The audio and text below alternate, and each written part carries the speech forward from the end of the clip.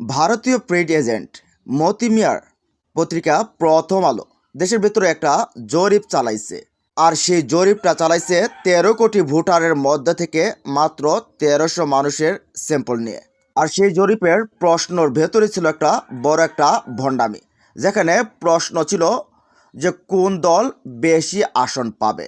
এর আগে একটা ইনোভেশন জরিপ হয়েছিল যে ভোটাররা কাকে ভোট দিতে চায়, আসলে সেটাই প্রশ্ন হওয়া উচিত ছিল, কিন্তু না, মতি মিয়ার পত্রিকা উল্টোভাবে তো করতেই হবে। তো চলুন দেখি মতি মিয়ার পত্রিকাতে কি উঠে এসেছে, এবং হিডেন একটা বিষয় রয়েছে যে আসলে মতি মিয়ার পত্রিকা যা বলে তার উল্টো ঘটতে পারে, যে সেটা বাস্তব প্রমাণ আপনাদেরকে একটু দেখাবো।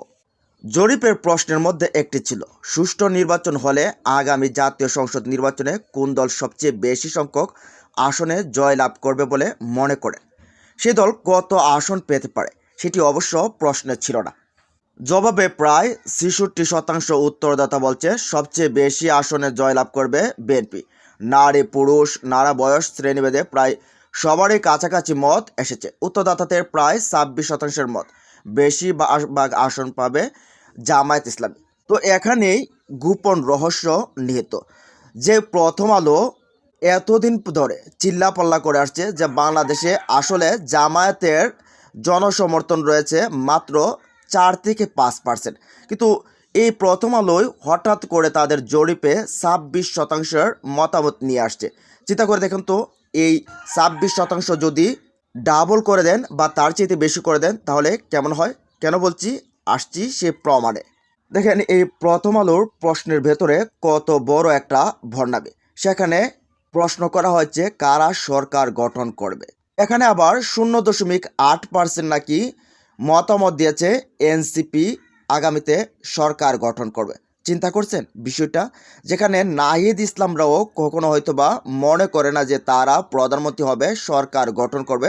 সেখানে মতি মিয়ার প্রথম আলো বলছে এনসিপি 8% এই মতামত রয়েছে, 0.8% মতামত রয়েছে তারা সরকার গঠন করবে। আবার অপরদিকে 0.1% মানুষ নাকি মনে করছে জাতীয় পার্টি ক্ষমতায় যাবে বা সরকার গঠন করবে। চিন্তা করে দেখেন কত বড় ধরনের একটা ভণ্ডামি সেখানে, যেখানে জাতীয় পার্টির নেতারা কখনো চিন্তার কাছাকাছিও নেই যে তারা সরকার গঠন করবে, অথচ তাদের এই জরিপে তুলে এনেছে এই যে হিসাবটা, সেটা একটা হাস্যকর বিষয় না? আচ্ছা আসেন আর একটা বিষয়, এই যখন মতি মিয়ার পত্রিকার প্রথম আলো এই জরিপ চালালো, যেটা প্রকাশ করা হলো, তারপর বিএনপি নেতাদের আর পা মাটিতে লাগছে না। তারা এখন বলতে শুরু করছে দেশের 66% মানুষ আমাদেরকে সরকারে দেখতে চায়, বিশাল জনসমর্থন, এর ধারে কাছেও কেউ নেই, আমরা আগামীতে সরকার গঠন করেই ফেলবো। আগে তো এমনিতেই বলতো যে আমরা সরকার গঠন করব, কিন্তু এখন বলছে যে তারা আর কোনো কিছু চিন্তা নেই। এখন জনগণ মনের মধ্যে গেঁথে নিয়েছে যে তারা বিএনপিকে ক্ষমতায় নিয়ে যাবে।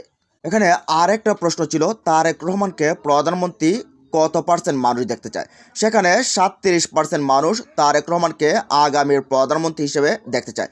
অপরদিকে জামায়াতের আমির ডাক্তার শফিকুর রহমানকে 32% মানুষ আগামীতে প্রধানমন্ত্রী হিসেবে দেখতে চায়। চিন্তা করছেন, প্রথম আলোর জরিপে 32% উঠে এসেছে সেই চিন্তাটা। অপরপক্ষে নাকি 18% মানুষ বেগম খালেদা জিয়াকে আগামী নির্বাচনে ক্ষমতায় দেখতে চায়, অথচ বেগম খালেদা জিয়া মৃত্যুর সঙ্গে পাঞ্জা লড়ছেন, আসলে বেঁচে আছেন কিনা সেটাও এখনও জানা যাচ্ছে না। আসুন এখন একটু মূল কাজের দিকে যাই। কেন মতি মিয়ার এই প্রথম আলোর যে জরিপ, সেটা একটা উদ্দেশ্যপ্রণোদিতভাবে ইসলামী দলগুলোকে ডুবানোর জন্য, তাদের এজেন্ডা, যে ভারতের এজেন্ডা বাস্তবায়নের জন্যই তারা কাজ করছে, সেটা একটা আপনাদেরকে প্রমাণ দিই। দেখেন যখন ডাকসুর নির্বাচন হয়েছিল তখন তারা একটা জরিপ চালিয়েছিল, প্রায় 12,000 শিক্ষার্থীর উপর তারা এরকম একটা জরিপ চালিয়েছিল। তারা বলছিল সেই জরিপে আবেদকে তারা ভিপি হিসেবে রেখেছিল 46%, আর যেখানে সাদিক কায়েমকে তারা রেখেছিল মাত্র 9%, এবং সম্ভবত 18% বা 17% রেখেছিল উমামাকে। কিন্তু আমরা যখন দেখলাম রেজাল্ট আসলো ডাকসুর ক্ষেত্রে, তখন বিএনপির পন্থী যে ছাত্রদল তাদের একটা সিটও সেখানে পায়নি, বরঞ্চ সাদিক কায়েমকে 9% তারা ধরেছিল। সেই সাদিক কায়েম 14,000-এর উপর ভোট পেয়ে সেখানে ভিপি নির্বাচিত হয়, এবং অপরদিকে তাদের 46%-এর এই আবেদ মাত্র সেখানে 5,500 ভোট পায়। সেখানে ভোটের ডিফারেন্সটাও ছিল প্রায় 9,000-এর উপর।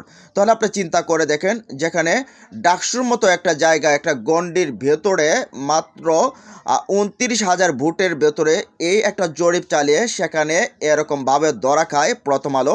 সেই প্রথম আলো 13 কোটি ভোটারের মধ্য থেকে মাত্র 1300 মানুষের স্যাম্পল নিয়ে তারা জরিপ চালিয়েছে এবং জরিপ প্রকাশ করেছে সেখানে নাকি এই অবস্থা, ইমুক নাকি ক্ষমতায় যাবে, ইমুক প্রধানমন্ত্রী হয়ে যাবে। এটা তো বিনোদনের ভেতরে আরও বড় বিনোদন। আপনারা কি মনে করেন জানান তো কমেন্ট বক্সে, প্রথম আলোর এই জরিপ বিষয়ে। ভালো থাকুন, সুস্থ থাকুন, আর আমাদের চ্যানেলটা সাবস্ক্রাইব করে আমাদের সাথে থাকুন। আল্লাহ হাফেজ।